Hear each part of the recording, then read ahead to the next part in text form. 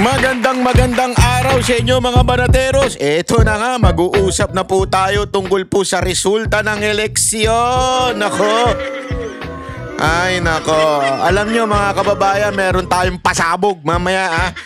Pasasabugin natin ng social media. Meron tayong balita sa inyo na dito nyo lang maririnig. Exclusive, ika nga. Alam nyo mga kababayan, eto ha. Nako. Ito lang mga kababayan. Gusto ko lang sabihin sa inyo ito. Ako, ilang araw ko na nahimik sa social media. Hindi po tayo nag-video, hindi po tayo nagko-komento. Dahil ayoko po kasing magkomento ng galing sa emosyon o yung galit, ika nga, o yung frustration. I have to really think. Di ba? Kailangan natin na pairalin ang ating objectivity, ang ating pag-iisip patungkol po sa nangyaring eleksyon at kung sino-sino ang mga hudas. Nako! Nako! Ayoko na. Nako, baka mamaya, ingat-ingat. Pero unya, pag-usapan natin yan. Pero yung election muna, yung ano ba nangyari sa election? At atin pong kinumpuni yung mga data, yung mga reaksyon ng mga netizen. At atin po muna itong pinakinggan. Kasi sabi ko nga sa inyo, hindi tayo naggagawa ng video. Although ano po ako sa SMNI, nag-participate po ako doon sa halalan na coverage at pati sa Banateros dahil nga po kailangan po natin yun. Although pahapyaw pa lang po yung ating banat doon. Antayin nyo yung etong banat na to. Magigimbala naman ang social media.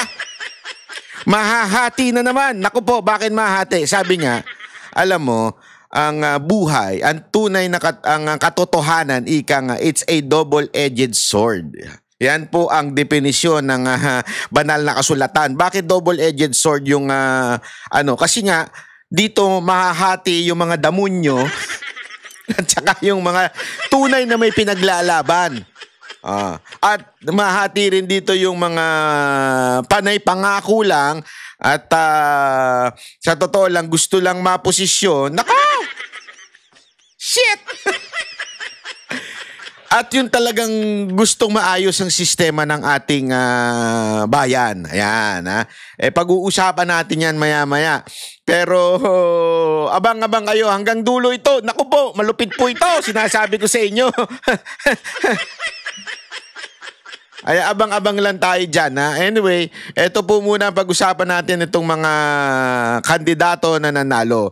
Pero linawin ko lang po muna. Baka kasi i-misinterpret tayo ng ibang mga ulul dyan at sabihin, hindi kasi bitter lang kayo kasi natalo ang Duterte, yung ibang Duterte, natalo si Pastor Kibuloy na inyong kinakampanya. Hindi hindi. Sa totoo lang, hindi natalo. Una-una, kumbinsido ko na talagang merong malawakang dayaan na nangyari, pre-programming, ika nga. At hindi lamang po yun, meron po talagang kademonyohang ginawa itong lintik na gobyerno na ito. At pangalawa, kahit matalo, hindi ang natalo yung mga kandidato. Ang natalo yung mga botante. Bakit kanyo? Kasi itong mga kandidato, tuloy-tuloy lang ang buhay nito mga ito. Itong mga kandidato na ito, they have life outside of politics. They can live sabi nga, comfortable life. Kahit hindi po sila manalo. May mga trabaho mga abogado, marami ho. Ang talo tayo. Tayo mga botante na hindi naniwala at tayo mga botante na nagpalinlang sa propaganda. Tayo ang talo. Bakit?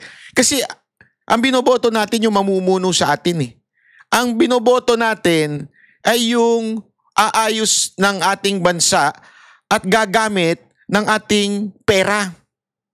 Masakit to. Ako kaya nga alam mo, suggestion ko sa mga kababayan natin, magbayad po kasi tayo ng tax. Para ramdam natin pag may mga putang inang mga gobyerno, nasa gobyerno na lumulustay nito. Ako hindi ako nabibiro kasi yan po ang aking kabilin-bilinan sa aking mga staff. at aking mga abogado, siguraduhin nyo na tama ang binabayad at maayos tayo. We are para bagang hindi tayo nagfi-fail, 'di ba, sa pagbabayad ng tax.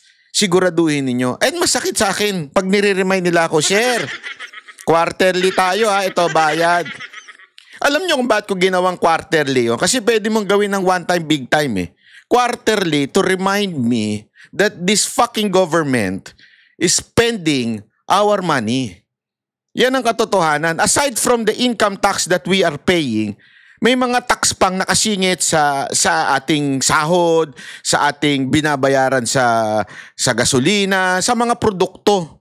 So masakit po talaga mga kababayan na ibigay itong tax natin, pinaghirapan natin, dugo at pawis, ibubulsa lang. Hindi lang po yun ibubulsa, ipamimigay pa sa tamad. Pasensya na, katotohanan po ito. Kasi marami dyan na sa totoo lang, umasa na sa ayuda. Hindi na nagtrabaho. Anyway, may ayuda naman kami. Di ba? Yan ang katotohanan. Nako, kaya nga alam nyo, every time, masakit po, kaya dapat po tayo magsalita. Pag meron pong mga government official na lumalapastangan, ika nga, sa tax ng bayan. Kaya ang talo dito talaga po ay hindi yung mga kandidato. Dahil yung mga kandidato, tuloy lang ang buhay niyan. Comfortable ang buhay niya mga yan. May mga trabaho yan. Ang tatamaan dito ay yung mga tayo yung mga ordinaryong Pilipino, tayong mga mamamayan na kinakaltasan ng tax at masakit sa atin yun. Tayo ang tatamaan. Bakit? Yung mga nilagay natin magnanakaw. Kung hindi man magnakaw, hindi iimik pag may nagnanakaw. Naintindihan natin. Sige, sabihin na natin itong mga kandidato na nanalo. Hindi po sila magnanakaw. Pero ang problema ko, hindi sila umiimik pag ninanakawan na tayo. Anong tawag mo doon mga kababayan? Alimbawa lamang. Ito simpleng-simple. Meron tayong cellphone. Usong-uso ngayon yan. No? Yung may napanood ako, yung sa jeep, winarningan na siya ng driver. Sabi, yung cellphone mo, itago mo! May mga snatcher dito. Nagalit pa yung babae. Napanood ko to sa TikTok, nagalit pa yung babae dun sa sabi niya parang ba't ka nangingilam? Something like that, okay? Tapos yun na nga, biglang yung katabi niya pala na hindi mukhang snatcher. Kasi malusog Di ba usually mga snatcher payat, yung mga humuhumpak-humpak. Ito malusog So, biglang kinuha yung kanyang cellphone, tas iyak siya ng iyak. Alam mo, kunwari nangyari sa atin yun, may cellphone. Tapos meron tayong nakitang pulis. Sabihin mo, Mamang pulis!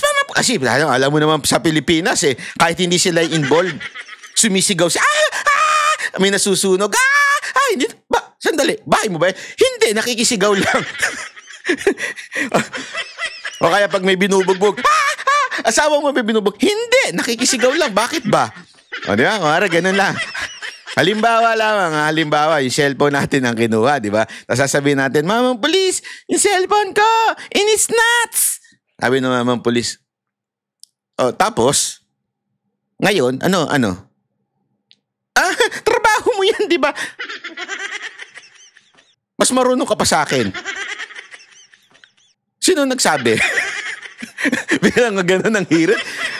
Music clear, no? Sino nagsabing trabaho ko yan? Asan sa batas siya? May ebidensya ka? Halimbawa lang, gumanon yung pulis. Di ba magagalit tayo? Tama, mali. Magagalit tayo. Sasabihin natin, anak naman ng weting tong pulis na to, hindi niya ginagawa yung trabaho niya. Napakagago, binabayaran natin ng tax, pero hindi niya trabaho. Abay, ganun din po pag merong mga politikong hindi umiimik sa pagnanakaw ng putang inang gobyernong na ito. Yeah, that's the truth. In a bigger scope. Yun sa baba. Di ba naiinis na tayo pag walang ginawa yung pulis? Tayo ay nanakawan or something. Pero ganun po ang ginagawa ng mga government official natin na supposedly they can say something. They have the power. People will listen to them even if sasabihin nila, hindi trabaho ng isang senador. Yes, it is not the job of the senators, but they have the voice. If they speak, somehow, pipick upin to ng media, ng taong bayan, They have the voice. Aside from being a lawmaker, may boses sila. Kaya umaasa nga tayo di ba? Umaasa tayo na sana ho sila'y gumalaw, kumilos. Pag hindi ho sila gumalaw, it's just saying, hindi nila ginagawa ang kanilang trabaho.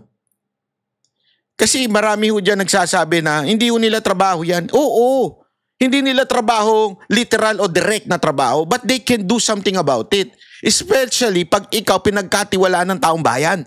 Ibig sabihin, if you are an elected official, it is your job somehow, even if you are just a lawmaker, is para marinig ng taong bayan. Plus, meron pa silang mandate, di ba, to oversee na yung mga batas ay nasusunod. They can call for an hearing. Kaya nga may hamon tayo sa mga naupong mga kandidato na pinaglaban natin. Yung tinatawag nating Duterte, which is tatlo lang naman po ang talagang pumasok sa Duterte. Walang iba kung hindi si Marcoleta, si Bongo at saka si Senator Boto. Alam ko, alam ko na alam ninyo sa inyong puso na nagkaroon ng dayaan. Do something about it. Umaasa kami sa inyo. We are not judging you. We are hoping na meron kayong gawin. Alam nyo ho yan. Kasi walang boboto kay Bato na Makabam Aquino. Walang boboto kay Bato na Pinklawan. Imposible ho yun. So anong ibig ko sabihin? Abay dapat nabitbit yung ibang mga kasama. Imposible na si Bato lang ang nanalo sa Duterte o si Bongo lang. Si Bongo kasi pwede pang masabi nating merong mga iilang non-political na iboboto siya, na iba ang iboboto, hindi yung Duterte. Siguro maybe 10% ganun. Pero si Bato, abay galit na galit ang Pinklawan dyan. At mas lalong-lalo na kay Marcoleta. Alam mo naman si Marcoleta, yan ang bumana talaga sa 'di ba, si ABS-CBN. May ano nga sa kanya, merong matatawag tayong operation against Marcoleta. Nakikita ko sa TikTok yan. Talagang galit na galit sila kay Marcoleta. Kung galit nila 7 kay Bato, kay Marcoleta 10 ang galit nila. So imposible ho. Yung nakuha ang boto ni Marcoleta, imposibleng hindi makukuha ng iba ng mga kandidato ng Duterte. That's impossible. So anong ibig ko lamang pong sabihin, mga kababayan? Meron kasi, alam mo, upon watching all the news, meron niya ako nakita doon sabi doon kung siguro dikit yung laban, I mean, less than 1 million ang mga sumunod after the 12. Pwede pa siguro natin matanggap. Pero hindi Hindi less than 1 million, more than 2 million, more than 3 million, yung mga kasunod na Duterte na. Napaka-imposible po. Actually, more than, mga 5 to 10 million. Napaka-imposible na po nun. Kasi naglalabasan ngayon yung mga boto sa Mindanao. At sa boto sa Mindanao, pasok lahat ng Duterte. Visayas, ganun din. Pasok lahat ng Duterte. Kaya nga, siguro mas katanggap-tanggap kung 1 to 15 or at least 1 to 18, nandyan pumasok yung mga Duterte. Matatanggap natin 1,500,000, 2 million, max. Nandun yung Duterte, yung lamang nung 12. Hindi More than.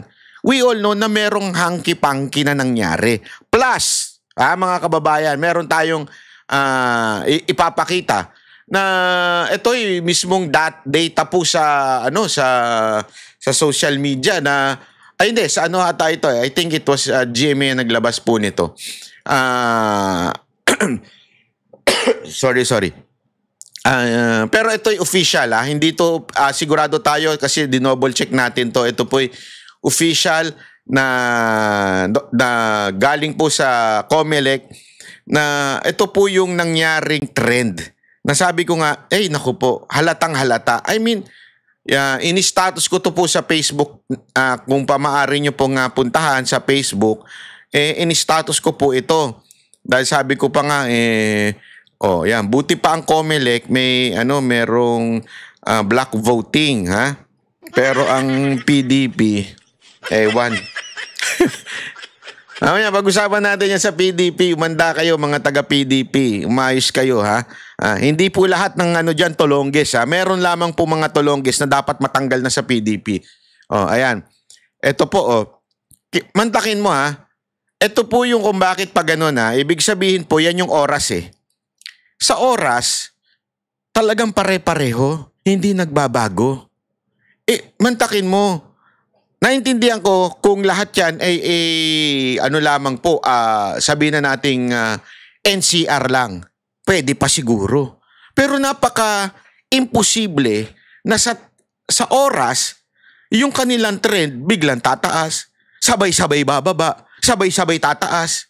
Aba, pambihira.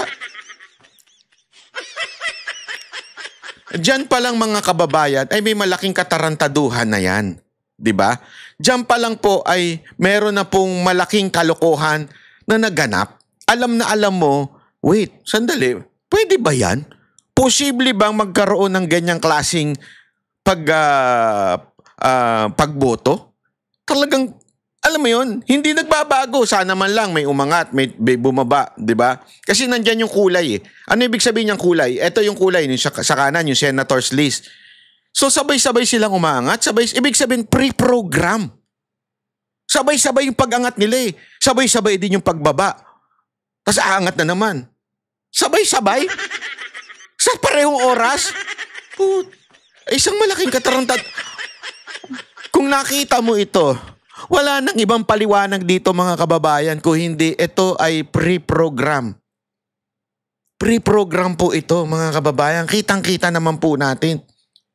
Okay sana kung merong konting umangat, bumaba ng konti. Siguro at this time, Mindanao ito. So, maaring bumaba dito yung mga alyansa o di kaya bumaba ang mga si Aquino at si Kiko Pangilinan. Imposible kasi. Nasabay-sabay yun. Ay, sinong ginago nyo? Diba, napaka-imposible yun ito. Ay, nako. Anyway, yun lang masasabi ko dito. Sabi ko nga, buti pa ang COMELEC organize ang voting. Ang PDP may kanya-kanyang nagdidesisyon. PDP, ready lang kayo. Unya-unya. Bigla ko nalang ipapasok yung ginawa ninyong katarantaduhan dyan. Anyway, ito pa. Pero bago yan, pag-usapan muna natin ng bahagya. Itong, sa tingin ko, itong impeachment ni VP Sara Duterte, goodbye na. Hindi, goodbye na po. Kasi nga dito mo makikita yung sinasabi nilang strategy ko, no? Na it really, malabo po mga kababayan. Bakit? Ito panoorin po natin ito. At tayo po'y magkomento sa sinabi nito mga na to. Medyo lumilinaw na kung sino-sino mga posibleng maging... By the way, yung, although hindi naman nagbago kasi nga pre-program na. Ito pong komento nila dito ay 2 days ago pa. Pero kasi yun yung numero, sabihin yung number of votes, okay? Bagong senador o yung nagbabalik na senador. Kabilang dyan ang dagdag na Tulfo, dagdag na Cayetano at posibleng dagdag na Villar o kapalit lang nung palabas na Villar. Himayin natin ang mga posibleng dynamic ng susunod na Senado bukod kay Ms. Malu Tiquia. Kasama pa rin natin si Ma'am Malu. Makakasama rin natin ngayon ang Director ng Center for Local and Regional Governance at Assistant Professor ng University of the Philippines National College of Public Administration and Governance, NCPAG, Dr. Reginald Ugadan. Good morning, sir. Good morning. And thank you for staying with us. Go ahead, Ito sir. po ang ating matrix. Ang tanong kasi kung sino ang pupunta saan. Again, we're talking about possibilities. In politics, nothing is ever set in stone. So these are possibilities given maybe their political history, their past alliances, their present alliances, and their potentially future alliances. Ito po yung ating tropa ng mga holdover senators. Ito yung mga mukhang pasok so far with what? 70+% relative to vote in. So ito yung mga malamang napapasok. Ang tanong kasi, anong magiging political alignment sa Senado? Pero this is in the context, let's put it in the context of impeachment. Kasi it's the elephant in the room. Impeachment is going to come whether... At pagpasok nila, yun ang una nilang gagawin. Diba? Pag-resume ng June 2 nga eh. So dito natin ilalagay inyong pananaw na malamang will be for conviction because this is under the administration. Dito yung mga against conviction. This is the middle ground. Parang kung hindi tayo sigurado kung saan, maring dito ilagay, o maring Kaya pinag-uusapan na yung mga possible na winner kung saan sila pupunta at magde-decide. Pro-admin ba, ibig sabihin, i-impeach nila si VP Sara Duterte. Swing vote, yung gitna, ibig sabihin, hindi natin alam kasi ano yan medyo gumigit na yan. Ibig sabihin, trapo style yan. De, biro lang. At yung nasa pinakakanan ay yun po yung siguradong boboto na laban sa impeachment o laban sa administrasyon na ito. bagong isip, o maring namamangka sa dalawang ilong na hindi naman kakaiba sa politika. Who do you want to start with? Yung mga holdovers o yung mga... Simulan natin sa holdover senators. Oh, sige. Okay, ako muna. Siyempre si Senate President Cheese Escudero. Matik yan. Hindi ko sa admin. Tama? Matik yan si Hart. Kasi siyempre gusto niyan power di ba? Bakit siya whether you like it or not, meron tayong tinatawag na na pagka ikaw ay lulong. Sandali, linawin ko. Linawin ko mga kababayan, lulong sa kapangyarihan. Lulong sa kapangyarihan, kayo naman, ibig sabihin po niyan ay, kahit ba sabihin natin independent ang Senado, pag ang presidente yung bumasbas at sinabing, ako may hawak ng budget nyo, siyempre, kung gusto mo maging Senate President, dun ka. Pero mamaya may kwento dyan. Sa antay. Yes, tama. Dahil Sara Duterte, tama po ba? Hindi, at saka may shared sila yung sa tatay niya na na-impeach. Si okay. Si Erap talaga. At saka, si Erap, yung kanilang pamilya, medyo maka-BP Sara Duterte talaga yan. Ever since, di ba, kung matatandaan nyo, in-endorse din yan ni BP Sara Duterte noon. At although, ito'y close din sa pamilya Marcos, si Erap, pero tama yung sinabi ni Ma'am Tikia na merong may similarity what would happen to their father na na-impeach noon at dito po kay BP Sara Duterte na I think they understand what is itong mga pangyayari na ito. What about Cayetanos? Sa antay-admin. Anti-admin. Obvious naman yan. Nagsalita na nga yan di ba?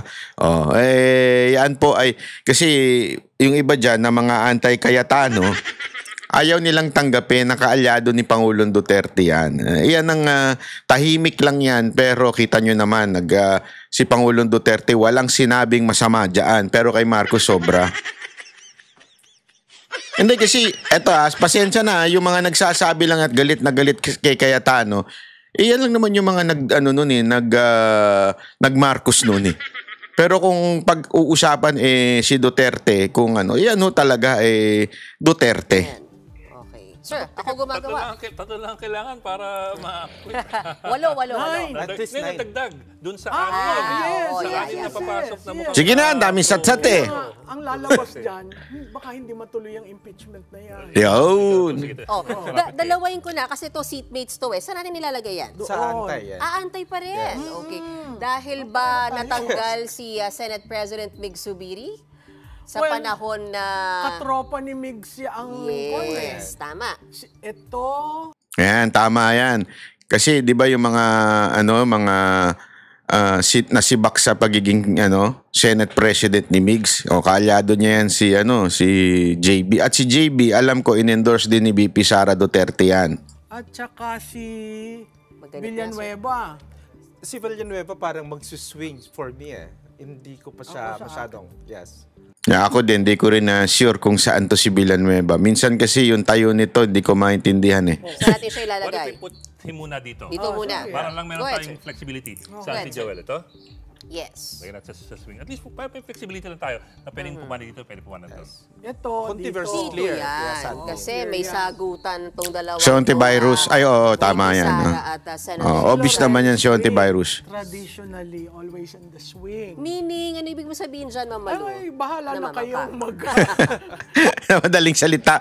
Kung nasa ng kapangyarihan, nandun ang kabalimbingan. Hindi kung nasaan ang kapangyarihan na andoon ang katapatan. Sino yun? Si ano yan eh. Si, anong pangalan nun? Yung reporter dati. Ulitin nga natin. Nakalimutan ko yung pangalan nun. Tong dalawang tong diba? VP Sara at Senator Si Lisa. Lawrence Wing, Yan, si Loren de Garda. Yan. traditionally always in the swing. Meaning, ano ibig mo sabihin dyan, Ma'am Malu? Ay, bahala na kayong mag... Ito yeah, malinaw ay, to. talaga doon. Malinaw ang Senator Robin Padilla na makasara. Tama ba? Yes. Ito, Paano yan? dito. Clear. Sa admin. Oo. Sa admin. Ano? Bakit? Kasi nanalo siya under the admin, tapos, Gusto niyan, matalo. Ma-impeach na si VP Sara Duterte para may chances siyang maging presidente. Yan ang katotohanan kay Rapi Tulfo. Hindi ko naman binabanatan na may meron siyang hidden agenda, pero parang gano'n na nga. Joke lang. Naku, magagalit yung mga sabihin nila, akala ko ba Tulfonatics ka? Bahala kayo sa buhay nyo. Hindi, this is just about the truth. Alam naman natin na tatlo yung parang napapangalan ng tatakbong presidente, VP Sara, Romualdez at si Tulfo. Siyempre, kung ikaw, politically, hindi ibig sabihin masama ka ha, hindi yun ang ibig sabihin. Kung politically po ay meron ka talagang pangarap, siyempre gusto mong eliminate lahat ng kalaban. Sino ba namang lalaban na gusto niya, yung kalaban niya may laban? Siyempre, parang yan game yan eh. Siyempre gusto mo, matalo yung kalaban mo, di ba? Kailan ka naman, magbabasketball ako pero gusto ko matalo yung team ko. Kung may plano kang presidente in the future, siyempre yung mga makalyado mo, ay yung mga kalaban mo, gusto mo, bumaba kasi nga gusto mo umangat eh. So, anything that would help na para matalo tong dalawa, doon ka papanig, di ba? So, si Senator Rapi, sa tingin ko, medyo ganun ang panig niya dahil pag si VP Sara Duterte ay na-impeach, ika nga, mas malaki chance niya kaysa kay Romualdez. Si Romualdez, kahit sino ilaban mo dyan, talo si Romualdez. Walang may gusto dyan eh. Negative nga ang niyan eh, trust rating niyan eh. May gusto lang niya dyan yung mga vlogger na busog. Alam na yung gago na yon. Yung gago na vlogger,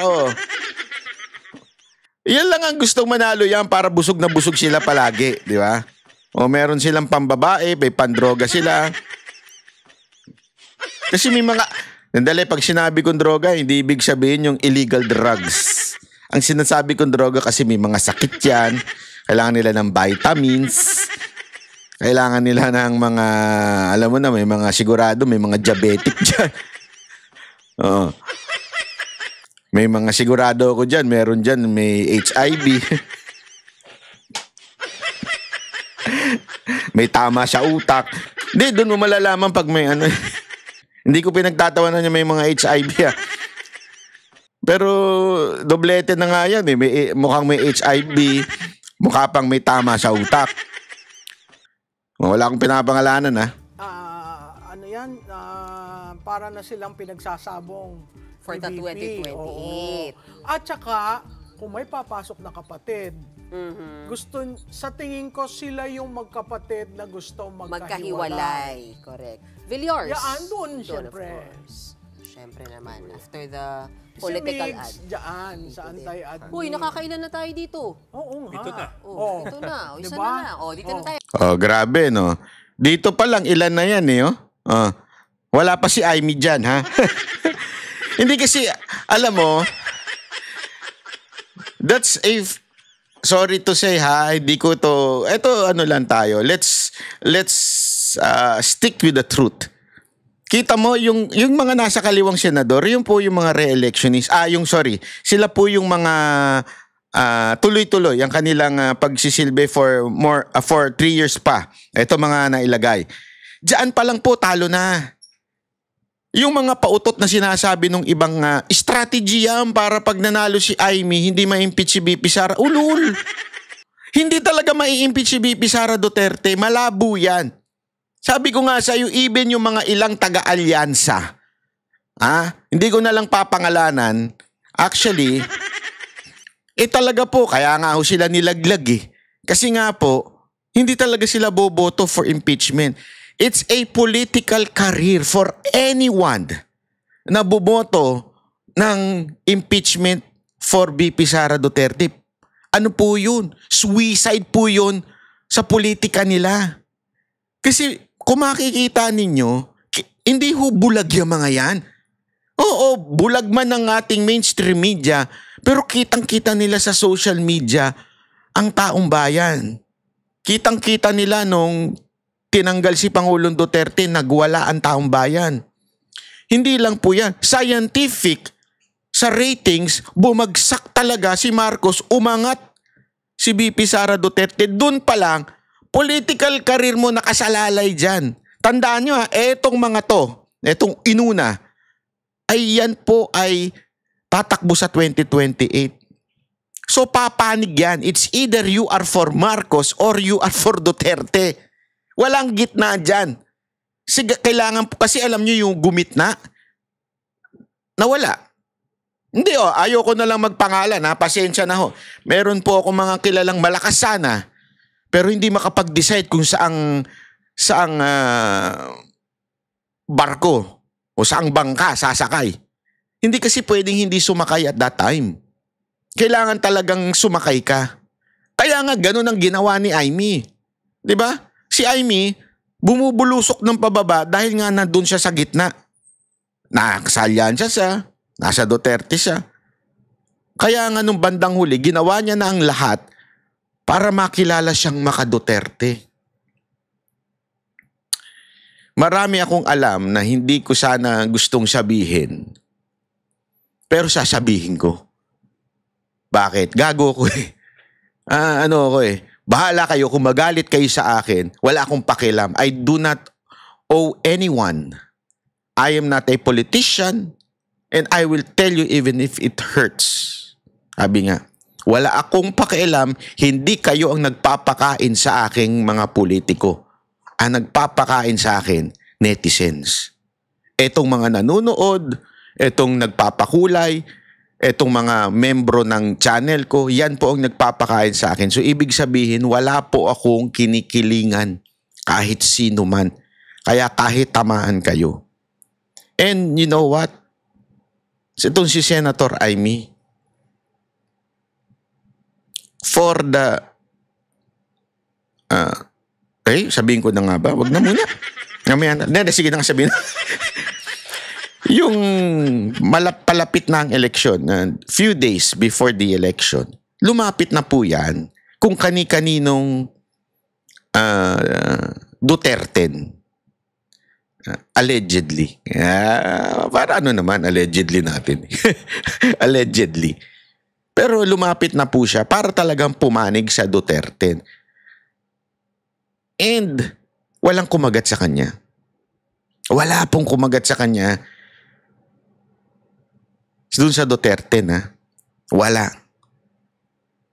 Kasi nga, sama-sama sila dyan eh. Sama-sama sila sana. Sama-sama po silang aangat, sama-sama po. Kaya nga black ang kanilang Duterte talaga hanggang dulo. Ang hindi ko maintindihan, at sasabihin ko na sa inyo ngayon, bago natin ituloy ito, bakit itong PDP biglang tumalikod sa kagustuhan ni Pangulong Duterte? I know, this is not a decision by PRRD, yung pagkuha kay Senator Amy at kay Camille. As a matter of fact, nag-endorse nga si Pangulong Duterte ng dalawa para hindi mapunta ang mga Duterte supporter kay Amy. That's the truth. Hindi na lang nila ma-isolate si Camille dahil po hindi magandang tignan. Last minute, ito'y kwento ng isa sa pinakamataas na opisyal nila. Hindi ko na lang papangalanan. Last minute, nagkagulo-gulo ang PDP. Kasi, di umano, merong isang animal dyan na nagtraidor, na nagdesisyon mag-isa without the consent, especially of the Duterte na PDP members. Wala ni isa sa kanila sa board o yung mismong deciding officers ang tinanong. Basta na lang ipinost sa social media ng mabilisan ang desisyon na inadapt nila si Amy at si Camille. And they did this before as in last minute bago mag May 11. Kasi sa May 11, bawal na ang magkomento, especially if you are a candidate or especially if your page is registered as part of the campaign team ng isang kandidato. So bawal na sila mag-post ng anything about it. So hindi na makakapalag. So ginawa nila yon last minute. Nag-decide, I think it was 10 p.m. plus. Hindi na maka-respond dahil nga nagkakaroon pa ng usapan. Nagkaroon pa ng confrontation among themselves. Nakakalungkot lang. Kasi nga, ang balita, di umano, may nagganap na bilihan. Hindi ko na lang papangalanan, may marami hong galit na galit. Kasi etong mga ito, nilalabanan nga nila ang korupsyon. Yan nga ang kanilang battle cry for the senatorial nila, yung kanilang pagtakbo. Yan ang kanilang battle cry. Ano yun?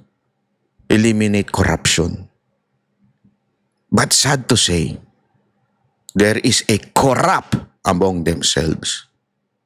Ang sakit. Alam mo, mga kababayan, madaling tanggapin ang pagkatalo. Madaling tanggapin na merong kalabang tumitira. Ang pinakamasakit ay yung kasamahan mo ang maglalaglag sa'yo. Ang kasamahan mo ang titira sa'yo. Yan ang pinakamasakit sa lahat. Sa katunayan, it happened with our Lord Jesus Christ. Di ba? Ultimong disipulo niya, yung isa sa mga close niya, ang naging traidor. Kaya nga, ang tawag dyan, Judas. Kasi si Judas Iscariot yun eh. Mismong kasamahan niya. Ibig sabihin po, yan po ay masasabi nating nasa kasaysayan na ng human being na maging traidor sa ilang pilak, sa ilang pera. Ang kwentuhan pa nga daw dyan, ayoko na lang kasi baka talagang isinakay pa ng helicopter yung pera para ma-deliver. Nakakalungkot yung mga ganyang kwentong naririnig natin. Always alleged po ito ha. Ito po'y sana PDP, hindi ho ito totoo. Kasi lalabanan nyo korupsyon. Tapos among you, there is a corrupt person o persons. Di ba? Bakit? Ang sakit. Paano magbabago bayan mo? Kung yung inaasahan natin sanang magbabago sa bayan, ay corrupt din pala. Di ba? Ang pangit. Kasi sa totoo lang, that last minute is very crucial doon sa mga, di sana, kayo na lang tumingin sa survey. Kayo na lang tumingin sa resulta. Merong nasa babae na maaari sanang manalo instead of this endorsed by PDP. Alam nyo, hindi lang ako pwedeng magbanggit ng mga pangalan dahil po ay madadali ho tayo dyan. Pero nakakalungkot. Nakakalungkot po. Kasi kung alam nyo yung impormasyon na alam ko, dyan po kasi nagkakalokohan nagkakabayaran. Alam mo, alam ko na po yan. Bakit? Kasi po, kahit po ako, involved po ako sa politika somehow. dito sa pagtakbo ni Mocha. The same shit happened. The same thing that happened with these senatorial candidates. Itong nangyari kay Mocha, for the past few days and weeks, consistent 2 and 3 ang survey ni Mocha bilang councilor ng 3rd District. 2 and 3. 2 and 3. Lagi siyang 2nd and 3rd. 6 ang konsihal. Kino-congratulate na nga po siya eh. Sinasabihan na siya ng mga tao doon na congratulations Mocha, talagang sure na yan, 2 and 3 ka. Tapos biglang dumating pa yung endorsement ng Iglesia ni Cristo. Mas lalo. Sabi nga, inaasahan na mag-first siya. Inaasahan na yun. It's either 1st or 2nd lang siya, District 3. But there's a story, last minute, na nagkabilihan ng boto. Last minute. Si Apple niya ito, lakas din po niyan. Na ano? Sa sobrang lakas, mantakin mo in-endorse siya ni Pangulong Duterte. Legit yung endorsement niya ha. Hindi katulad nung kay Amy na kinuha nung past election. Ito, nagkita sila before this madukot si Pangulong Duterte. In-endorse din si Mocha ni BP Sara Duterte. Solid Duterte ang Maynila. Mga kababayan, solid Maynila po is Duterte. Kita nyo naman nung pumunta si BP Sara Duterte doon. Bakit naging ganun ang resulta? Kasi nga, iba ho kasi ang Maynila. Pasensya na ho Pasensya na kung tatamaan yung ilang mga kagawad, mga ilang kabarangay captain natin. Nagkabilihan ng bandang dulo. Ang sad to say, merong ilang kasamahan ang bumili ng single votes. Bakit single vote? Para malaglag ang chance ng mga ibang kandidato. Ganyan ang ginagawa ho sa lokal. Ang nangyari, pare-pareho silang laglag. Wala po akong pinapangalan ng kandidato dito. Hindi ko sure kung alam ba ng kandidato o hindi. But the point here is simple lang. Sabi ko nga kay Mocha, okay lang yan. Bakit? Maybe natalo ka dito but sobrang minahal ka ng District 3. Kita nyo naman sa mga video niya. Nag-iiyakan din yung mga taong... Kasi nga, pag si Mocha doon dumating, kakaiba. Siyempre, tao ni PRRD yan eh. Kaya imposible talaga. Sa sobrang imposible na matalo yung tao na yun. 6 ang pipiliin doon. Ang lakas ng Team Yorme. Sobrang lakas. Di ba? Kahit po iba nalaglag. Kasi nga po, may ilan na mga close na nagbenta ng boto. And I know that for a fact because we were asked, Ma'am, nagkakabilihan na. Kailangan nyo maglabas ng ilang milyon para lang siguradong hindi kayo iwan. And tinanong ako ni Mocha last minute, papatusin niya ba yun? Ano ba ang gagawin niya? Humingi siya ng payo. Sabi ko, simple lang. If you do that, you just fail. If you do that, nagpakain ka sa sistema. Ano pa ang ipaglalaban natin? Nakain na tayo ng sistema. Di ba?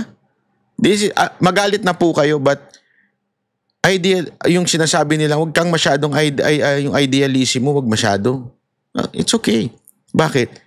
Yung position, mawawala din yan eh. Pero yung prinsipyo, hindi mawawala. Pag namatay ka, maalala ng tao, itong tao na to, may prinsipyo ito. Kesa naman, maalala ng tao, itong taon to, nagbenta to ng prinsipyo niya, pero at least, konsyal siya, o at least, congressman siya, o at least, senador siya. Aanuhin mo yun, pagpunta mo ng langit, tatawin ka ba ng Diyos, ano ka, senador, congressman ka ba, o councilor, ano posisyon mo sa gobyerno? Hindi. Ang tatanong, nagbenta ka ba ng prinsipyo mo? Sumunod ka ba? Tinama mo ba yung mali? Yun po ang tanong eh. Are you a loyal and faithful servant? Hindi, ano posisyon mo? So ano ibig ko sabihin? Yung nangyari dito sa PDP na ito, na allegedly merong malaking bayarang naganap para lamang maipasok etong dalawang kandidatong in-endorse nila. Ay yan ho ang bulong-bulungan ngayon sa loob. Hindi nyo madideny yan. Whether you like it or not, hindi nyo madideny na meron na sa inyong kumakalat na ganyan. At eto, walang makakapagsabi kayo sa akin na kayo ay tinanong bago inilabas siyang desisyon na yan.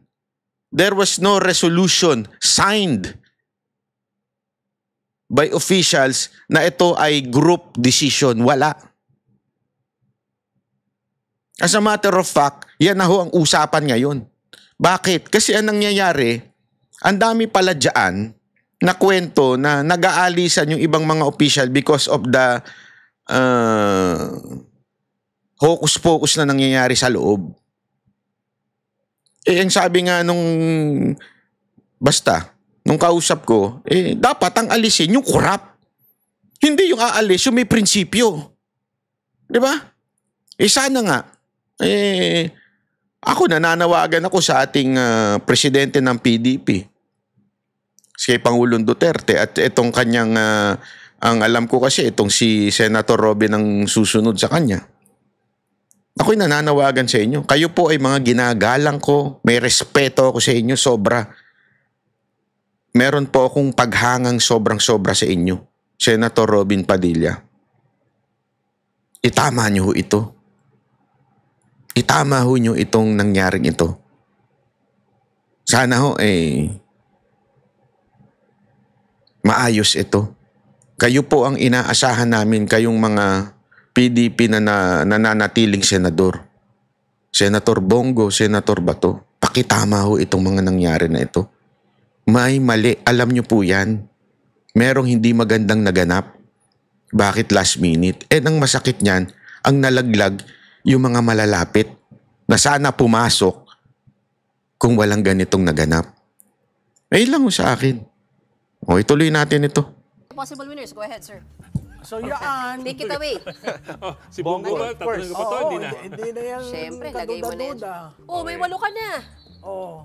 Yan. Si Bato. Si Bato. Ilagay ko na yung obvious na muna. Sureball kung saan. Marcoleta.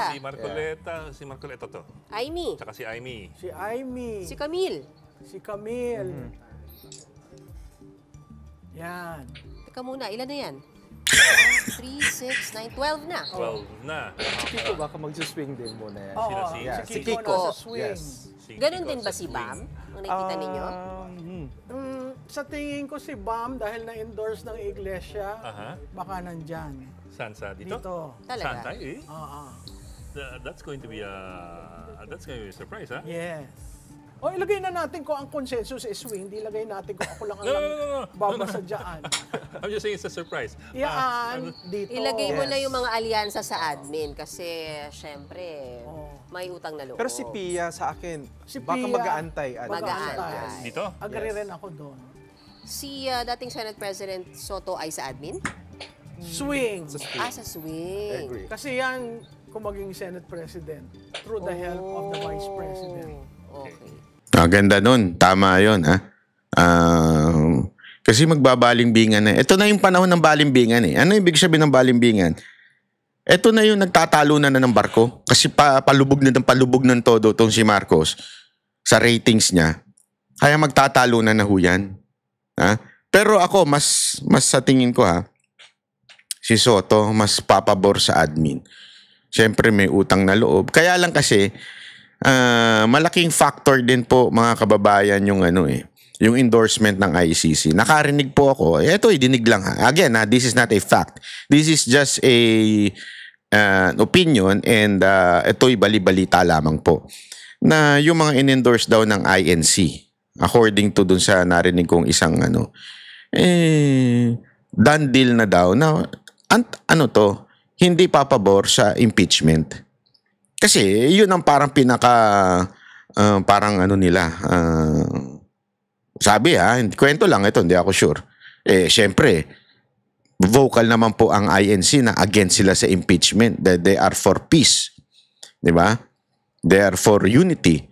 Ayaw nila impeachment. So definitely, they would endorse someone na will not favor the impeachment of VP Sara Duterte.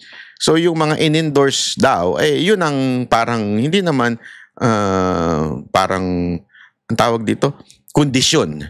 Pero maybe they were asked. Maybe they were asked, are you for impeachment or you're not for impeachment? That's why they were endorsed. Yun ang kwento sa akin. I'm not sure if that is true. Pero I think that would be possible kasi nga, mantakin mo, ilang beses sinabi ng INC against sila sa impeachment, di ba? What about Ping? Si Ping, magulo yan.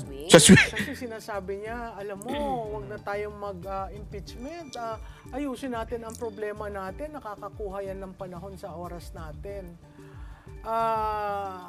Swing or... Hindi, pero yan naman at si Soto, usually Yes, magkasama. bloke yan. O idilagay na natin sa swing. Go ahead, sir. Sino yung Oh, mga- Lito Lito Lapid. Lapid, admin. Dito, obvious naman sa Inodoro. Klaro natin dito as far as dito are concerned. Alam mo, eto mga kababayan, meron pa akong isang nabanggit. Alam nyo, nilaglag ng todo si Revilla eh. Kasi ako, kung hindi sana nanalo si Lito Lapid, medyo, ano pa ako eh, medyo, alam mo yun, parang, sige, ano naman, posible. Pero mga kababayan, si Revilla, ang lakas po niyan sa alyansa. Sobrang lakas niyan compared sa mga kasamahan niya. Una yun. Pangalawa, may makinarya yan. Di ba? Pangatlo, in-endorse siya ng INC. So, paano isang katulad ni Lapid na wala na mga... sandali nga. Ito wait lang ha. Para... ito. Na wala man lang doon, 'di ba? Sa endorsement. Mantakin mo. Sino-sino yung mga in-endorse? Si Bato, Marcoleta, si Bongo, si Bam Aquino, Bong Revilla, Pia Cayetano, Amy Marcos, Camille Villar. Eto bakit ang isang Bong Revilla ang nawala? Napaka-imposible po nun. Popular by its own. Hindi lang po popular, ano rin talaga yan sa alyansa, may makinarya. In-endorse ng INC, nalaglag. Kasi nga, ang bali-balita, talagang ito ay not for impeachment. Kasi yung mga anak nga niya, lahat ng anak niyang nasa Congress, na mas matindi ang pressure ay not for impeachment. Siya pa kaya. Diba? Tandaan ninyo, nung panahon na kaya nakulong din po yan. Maalala ninyo yan po ay, hindi ko sinabing not guilty siya. It's not my point. Okay? Malalim mong usapin yan. Pero kung matatandaan ninyo, bakit sila lang ni Estrada tsaka siya, ang mga nakulong si Enrile? Kasi nga po, kalaban po yun nung panahon ni Aquino. Ibig sabihin, hindi po sila, di ba naalala niyo yung kwento niya na dinala siya sa Malacanang? Hindi po sila kasi kumagat doon sa impeachment ni Corona yun eh. So anong ibig ko lamang pong sabihin?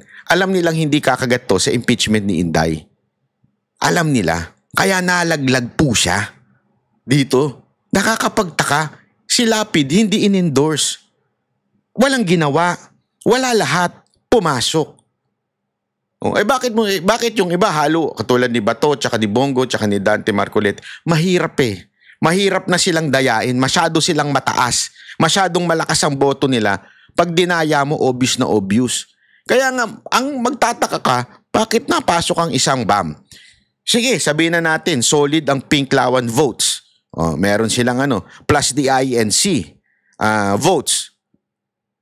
Pwede. Pwede. I mean, aminin natin, pwedeng pumasok si BAM. Pero si Kiko, wala sa INC. O sabihin mo ng yung votes niya, solid yung Pinklawan, pero ilan lang po yun na hindi naman po yun aabot sana sa ganoong estado yung numero niya. Okay? Maaring pumunta yan sa 12, sa 11, pero hindi aabot ng ganon. Napaka-imposible po. Kaya dito makikita mo talaga na meron na namang hocus-pocus na nangyari. People of the earth. Tapos na po itong usapin ng impeachment. I don't think BP Sara will be impeached. Napaka-imposible po mga kababayan na ma-impeach. Pero ang dapat nating ayusin ay yung tinatawag nga ni Pastor Kibuloy na manual voting. Ito po'y nasa batas natin. Para magkaroon ng ng kapanatagan ang damdamin ng mga Pilipino. Kasi alam natin di ba, eto, papakita ko sa inyo ha. Di ba yung sinabi ko na kanina, yung graph, ito, dito pa lang kitang-kita mo na may something. So para maano yung peace of mind, yung kapanatagan ng mga Pilipino, dapat mag-manual counting. Yung mga iba, ang dami pang pilosopo dyan, yung mga hindot na mga loyalista at mga pinklawan, at saka yung mga NPA. Di ba? Ano sabi nila? Oo, sige, basta ikaw magbilang. Alam mo yun? Diyan mo makikita na they are just for the winning slate and they're not for principle. Alam mo, hindi natin gagawin ito para maipasok si Pastor Kibuloy. It's not that. Masyado nang binababoy ang ating election process sa Pilipinas. Kahit nga yung EU, mamaya papakita rin po natin, ay meron din pong komento na medyo may problema talaga. So, para magkaroon ng kapanatagan ng Pilipino, nasa batas naman natin sa RA 7166, Section 25, yung manual counting na sinasabi ni George Garcia na kailangan pa daw ng batas. Ang ganda nga ng argumento ni Atty. Torion. Ito, panoorin nyo ha. Pinanggit po ninyo na Republic Act 9369, yung Election Automation Law, marami... Ay, sorry. Wrong ano ko. 93, ano yun? O yung basta yung binanggit niya. Nagkamali lang ako ng banggit. Okay, sorry. Sorry naman. Erratum on the spot. Po ang naliwanagan doon po sa inyong statement na meron palang ganito, no, na mekanismo sa batas na nagmamando po ng manual counting of votes in the precinct level. Sir, maaari niyo po bang may paliwanag in layman's term ano po itong mga salik ng RA 9369, particularly ito pong Section 39 ng batas o Section 31? Ganito po yan. Ang unang batas po on automation, alam yan ni Attorney Glenn Chong, was Republic Act 8436. No? This was passed in 1997. And Republic Act 8436 called for the full automation of our election systems. Yan po yun ang una po nating batas. Pero nakita po kasi ng ating mga mambabatas na yung full automation system is prone to hacking, malwares, and therefore there was a need to amend the law na amyandahan po ito. At dito po sa batas na prevailing law natin ngayon, Republic Act 9369, nakasaad po dyan yung Section 31 which calls for manual counting of votes in the precinct level lang. Pagkatapos niyan, yung transmission electronic na, yung consolidation of votes, electronic na po lahat. Ang dahilan po dyan ay if you look at the rationale of the law is to really see to it yung boto po in the precinct level ay mabilang talaga ng mga election board members at saka yun din po yung purpose ng mga watchers under Republic Act 7166 ay matugunan pa rin na makita talaga nila yung mga balota at ma-confirm nila at saka merong mga tally boards, no, para magiging fully transparent, credible, and accurate yung election system natin. Kaya nga ang title nga ng batas, an Act Amending Republic Act 8436, no? Authorizing the COMELEC to use an automated election system in the May 11, 1998 national or local elections and in subsequent national local electoral exercises to encourage transparency, credibility, fairness, and accuracy of elections. Kailangan magiging accurate and credible yung elections. And that is why in that law, in Section 31, kung basahin mo yun, no? Yan, no? Klaro yan na meron talagang manual counting in the precinct level. Hindi ko lang maintindihan bakit sa latest interview na naman ni Chairman Garcia, kailangan daw i-amyandahan yung batas. Nandyan na po yan. No? Nandyan na po yan. Ewan ko bakit hindi po yan pinapansin at iniimplementa ng ating chairman ng Commission on Elections. Gusto niya talaga yung full automation. Doon naman sa online voting nga, wala ngang batas yun. Inimplementa naman yan ng isang private Filipino company na wala pang experience doon sa online voting. Yan. Isa pa yan, mga kababayan, ang pinakamatinding reklamo ng mga OFW natin. Mantakin mo, ilang percent? Ang report nga sa akin sa Japan wait, chotomate ko dasay. Chotomate. Mate. Hindi, kasi siyempre dyan tayo, di ba, yan ang ating bahay. Tirahan dyan, Sabi talaga sa akin, ang report sa akin dyan, ang, ang bumoto ay 10%. Ayan ay isang isang bansa pa lang ng OFW. Paano pa yung Middle East? Di ba? Dahil dyan sa lintik na online, na bigla ang desisyon ni chairman. Sabi ko nga, simple lang naman yan kasi. Bakit kasi kay Duterte? Bakit kasi kay Duterte? Kung hindi sana kay Duterte, hindi kayo pahihirapang bumoto. Dahil Duterte kayo, mahirap naman dayain pag naandyan. Hindi ko sinasabing dinaya ni chairman, ha? Kaya lang, mahirap magkadaya. Hindi totoo, mahirap magkadayaan sa ibang bansa, Diba? So, para wag na lang kayo bumoto. At least, hindi kayo madagdag. Diba? Mantakin mo, lang yan, mantakin mo, isipin mo na lang yan, sa dami-dami ng OFW, ilang percentage lang ang nakaboto. Dahil sa bigla-biglang online tunenes nitong COMELEC. Nang sabi nga ni Atty. Torion, wala namang batas. Eto, na sinasabi ni COMELEC Chairman Garcia na may walang batas para sa manual counting, abay pambihira. May batas po. Yun yung walang batas, ginawan mo ng paraan Eto pang may batas, hindi mo gagawa ng paraan. Ano tawag sa'yo? Pabutas.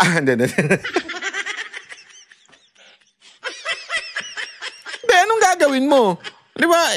Yun lang, simpleng-simple. Tapos ang dadahilan niya, wala tayong batas sa manual counting. Meron po, sir. Nakipag-partner lang ng American company. Wala naman tayong alam kung ano yung extent ng kanilang, anong tawag dito, participation ng American company. Inimplementa. Wala man lang bidding o anong ginawa ba doon or kung meron man ang nanalo ay wala pang experience which is contrary again to the requirements under Republic Act 9369 kung mamarapati natin kung yun ang i-apply natin. Yan po ang mga problema talaga natin dito. May batas na manual counting ayaw i-implementa. Walang batas. Gumagawa sila ng kanilang sariling batas para ma-implement yung gusto nila na wala namang legal basis. Ay basihanan yung call po ni Pastor Apollo Sikibuloy na in certain areas mag-manual counting tayo, pili tayo ng lugar, pero tayo ang pipili. Huwag yung COMELEC lang ang pipili at 1% lang. Delicate yun. Yun po ang panawagan po ni Pastor Apollo Sikibuloy. Baka may comments si Attorney Glenn. Attorney? Actually, yung sinabi ni Attorney Bobet is true. Ang sabi ni George, kailangan amindahan ng batas to allow for manual counting. No, it does not have to be. Because kung makikita ninyo mga kababayan, ma-observe ninyo, hindi actual full automation ang sinasabi ng batas. It only permits the COMELEC to use automation. Pwedeng gumamit ng manual, pwedeng gumamit ng hybrid. Kung babasahin nyo ang batas, it says, an act allowing the COMELEC to use an automated election system. In fact, sa barangay election, manual ang eleksyon natin. Manual ang counting ng boto natin. Kung natatandaan nyo yan. Pagdating sa national and local, dahil gustong mandaya, automated ang gagamitin para madali ang daya. Sa barangay election, walang magbabayad So alam, ano-mano kayo dyan para walang magbabayad para sa dayaan What I mean is, pwede ang manual election, pwede ang automated election, pwede ang hybrid election, and you do not need to amend the law. You only have to apply it by a COMELEC resolution na itagpi-tagpi mo yung provision ng BP 881 Batas Pambansa bilang 881, that's the Omnibus Election Code, and Republic Act 9369. So, tama si Atty. Torion, mali si George Garcia. That's my comment. Opo, Yun. so, meaning Isa pa, Sir Glenn. Alam mo sa Yes, sir. Basilan anong nangyari? Oo. Sa Basilan nag-manual counting sila doon. Nanalo si Mujib Hataman. Oo. Oo. Nanalo si Mujib Hataman, natalo si Jim Hataman doon. Oo. Mga kaibigan natin yan. Alam nyo naman yung relasyon ng dalawa. Hindi na natin i-explain dyan. Bakit yung Commission on Elections sa Basilan nag-manual counting? Oo. Dahil ba matatapang yung mga kandidato doon? So tayo, hindi tayo matatapang, kaya hindi tayo mag-manual counting? So kailangan siguro magtapang-tapangan din tayo para para mapansin tayo ng Commission on Election. Attorney, sir. Sinimulan ko na, sinugod ko na nga yung COMELEC noong May 7 eh. Gusto ko sana kasama kita para dalawa na tayo. O mas marami, so much the better. Aba, Kaya nga, pwede natin gawin yan. Hindi. Nasa batas naman po natin yan eh. Gawa tayo ng isang matinding rally dyan sa harapan ng COMELEC. Dapat tuloy-tuloy ho ito. Sa harap po ng COMELEC, mag-rally ho tayo dyan. Ito po ay karapatan naman po natin na magsalita at ibigay ang ating panig. Hindi ho tayo manggugulo, hindi ho tayo maninira ng gamit, hindi tayo lulusob. Pero tayo po ay magpakita lamang po ng puwersa. Magsalita po dyan at siya lang naman po inihingi natin eh. Mamili lamang po tayo ng ilang presinto na manual counting, di ba? I-manual counting lang po. Ilan ba naman yung mahihirapan ba naman yun? Sabi mo na 6, 10 presinto lang. I don't know kung ano yung plano nila na ilan para makikita natin at ikumpara dun sa resulta. Yeah? Tapos kung walang discrepancy, o edi masaya. Ayun ni simpleng-simple lang eh. Di ba? Kung wala akong problema, tama, pareho pa rin ang bilang, ganun pa rin. Di ho ba dapat matuwa ang COMELEC na okay, tanyo na. Paya kayo, di ba? Ba't di ganun? Simpleng-simple. Bakit kailangan nating pahirapan pa? Di ba? Simple lang edi kung iba naman yung bilang, ibig sabihin nun, may malaki tayong problema. Booking. Ayun ang dun. Papayagan kaya ng COMELEC na babooking sila? Hindi. Payagan kaya yung manual voting, manual counting. Nako po. Yung recommendation ni Pastor Apollo si Kibuloy, kasi sabi nila, kailangan ng batas bago tayo mag-manual record. Hindi may motu proprio powers yung Commission on Election eh. Since there is now a doubt insofar as accuracy of the election result is concerned, since there is now doubt insofar as the integrity of the result is concerned, so it is the bounden duty of the Commission on Elections, being the sole and exclusive body authorized by the 1987 Constitution to supervise and implement our elections here in the country, to erase that doubt. And how can we erase that doubt? Hindi isang paraan na naisip ni Pastor Apollo si Kibuloy, mag-ano tayo? Mag-manual counting tayo, manual recount tayo in certain areas lang. Ang proposal nga, 10 area lang sa 5 cities at saka 5 probinsya para mawala yung mga doubts ng tao. Hindi na kailangan ng batas yan on its own. Pwede yung gawain ng Commission on Election. Ayan, yan po ang ating panawagan mga kababayan, manual counting. Sa 10 lang naman, yung mga pilosopo dyan na, di kayo magbilang, gago kayo. Yun ang masasabi namin sa inyo. Ha? Hindi, kasi napaka-pilosopo ninyo eh. I mean, seryosong bagay ito. Ito'y paglapastangan sa ating demokrasya kung meron ng daraya.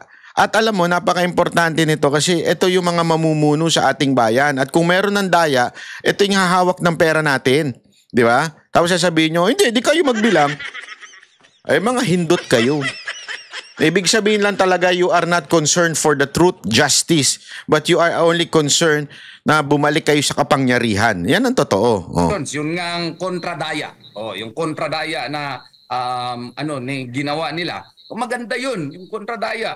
And yung professor na may salamat. Gumaganon, salamat. Gumaganyan-ganyan. Siya ba yun? Si Contradaya yun eh. Salamat. Gumaganon. Naku po, delegate siya na Tornitor yun. Ayan yung mga maingay pero pagka nananahimik na. Alam na natin yung galawang ganyan. Yung maingay, yung tapos biglang tumahimik. Alam nyo na yan. Alam na natin yung mga ganyang galawan. On its own, motu proprio, the COMELEC gave the Contradaya Committee power to investigate and file case. Iba pala yung Contradaya Committee. Iba pala yung doon sa Contradaya na Barbie. Anyway, ayan na nga po yung sinasabing panawagan natin. Sana po lahat po tayo manawagan ng manual counting. Kahit lamang po 10 lang. 10 barangay lang. 10 precinct lang. Mag-manual counting tayo para magkaalaman, tama ba talaga yung nabilang o hindi? Yun lang naman po eh. Kasi nakakapagtaka talaga yung resulta ng eleksyon. Kahit nga si Bamakino, tinanong siya, ano masasabi mo sa pagkatap mo? Nagulat. Kasi Kiko, halos umiyak na yung asawa niya. Ba't ayaw niyo siya, asawa ko? Ganun na. Ibig sabihin, alam nilang matatalo sila. Bakit biglang ganun? Nakakapagtaka talaga. Ito ang pinaka-kaduda-dudang eleksyon na nangyari sa bansang Pilipinas. Ito po yun. Yung pinaka-kaduda-duda. Solid ang Mindanao at Visayas sa Duterte eh. Again, we are not saying this para manalo yung Duterte lang. Hindi. Ako, hindi yon. Hindi yon ang aking dito. Tapos na ang eleksyon, malabo nang mangyari yung ganun sinasabing manalo. Nakapag-move on na kami. O yan yung wag niyong isasabihin na hindi kayo nakapag-move. Nakapag-move on na kami. Wala kaming problema dyan. Ang ating problema ay yung demokrasya na nilalapastangan. Paulit-ulit natin sinasabi yan. Kung ang choice talaga ng taong bayan ay yung mga nanalo ngayon, wala tayong problema dyan. Kasi demokrasya yan eh. Let the people put their own leaders. Pero yung duda, at sunod-sunod, bigyan natin balikan natin. Number 1, yung ibang pangalan na lumalabas pag binoboto. Nakita natin yan, even do sa single vote na binoto si Pastor Kibuloy, ang lumabas, Erwin Tulfo. Diba? Yung mga ganyan, hindi lang yan isolated case. Even Raul Lambino, nakita ko yun, yung post niya, iba rin na lumabas. Marami sa inyo naka-experience na iba ang lumalabas para sa binoto ninyo. Una yon. Pangalawa, etong graph na ipinakita natin. Ito, ayan, yan. Etong graph na ito, mantakin mo. Talagang sabay-sabay. United as one sila. Dinaig pa nila ang iglesia. Hindi, totoo lang Napaka-imposible po niyan mga kababayan. Pangatlo, ano pa? Itong mga kwento di umano na alleged na dayaan at ayaw magpa-manual vote ng COMELEC. Doon pa lang sa 3 na yun, magdududa ka na. Diba? Doon sa 3 na ayaw pa-manual vote at kung ano-anong palusot ang sinasabi, magdududa ka na. Kasi kung ikaw ay hinamon, sige, go, tara, gawin natin yan. Para talagang ma-prove namin sa inyo na there is no discrepancy. Again, we are not saying, COMELEC chairman, na ikaw ang salarin. Ikaw ang nandaya. Hindi yun ang aming sinasabi dito. Ang sinasabi namin dito, simpleng-simple lang. Bakit ayaw mo na ipa-manual counting? Diba? Again, hindi yun natin mababawi na yung resulta ng eleksyon. But still, yung bang maging panatag tayo na wala talagang nangyaring hocus-pocus. Kasi hindi naman natin alam since ito'y automated. Diba? Pwede itong ma-hack.